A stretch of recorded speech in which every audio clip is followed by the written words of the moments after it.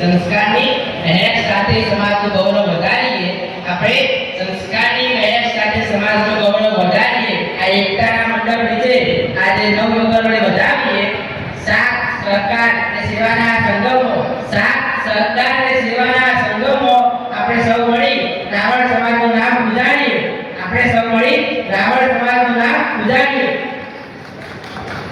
આજે આપણા રાવણ સમાજ દ્વારા આયોજિત માંગલી પતંગમાં ઉપસ્થિત સર્વે વગેરે મહેમાનો, મંચસ્થ મહાનુભાવો, આદરણીય વડીલો તથા મારા સમાજના સર્વે ભાઈ બહેનોને આ સાદર વંદન છે.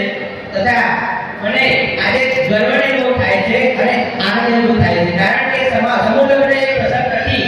એ સમૂહ લગ્ન એ આપણી એકતા, સાદગી અને આપણી સમજદારીનું ચિહ્ન છે. કારણ કે સમૂહ લગ્ન એ આપણો પડદો બચાવે છે અને આપણને પરસ્પર સ્નેહની ભાવના વિકસાવે છે.